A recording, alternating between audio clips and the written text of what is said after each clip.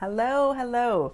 So let's consider this. People are backing off. They were around at the beginning when you first had this thing happen to you, and now they are scattering and haven't come back. So I want you to consider, just for a moment, how much you pay attention to what other people are going through. Do you call them every week? Do you check in every month? Do you have a timer set for holidays or the anniversary of whatever that devastating event might have been to remind you to check in on them? How much do you pay attention to what is happening in other people's lives? And go back for a minute, like this year, the last 5 years, the last 10 years. How much effort have you done? So what's normal in our society is to check in with somebody maybe once or twice. They seem to be doing okay. And then you get back to, your life and what you're focusing on. So if you are needing more attention and more support from other people, you need to be able to convey that. And in order to do that, it's important to get very clear on what it is that you actually need. Do you need help around the house? Do you need help with the bills? Maybe you're out of work because you're still experiencing, an acute grief and can't function, high anxiety, things are affecting you strongly. People may not be aware of that because they're not seeing you all the time.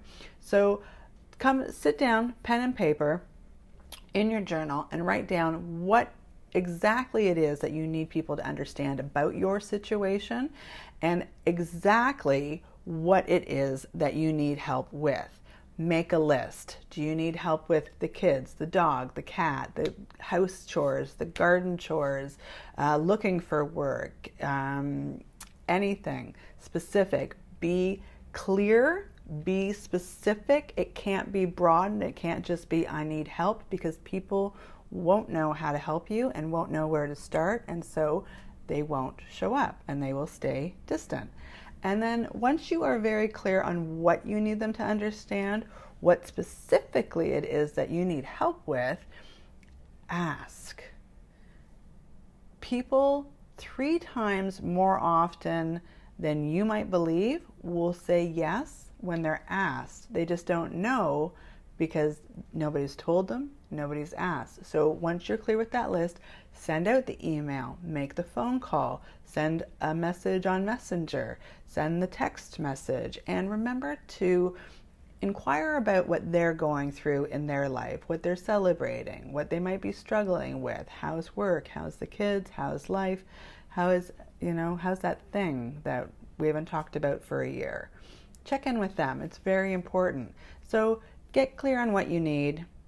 Get clear in your own mind. Make a list and then reach out and communicate. And the last thing and most important thing is be compassionate about what they might be going through. And that's why it's important to ask. If you want people to be more strongly involved in your life, you must be more strongly involved in theirs. So check in with them. You set reminders to call them every month or every week.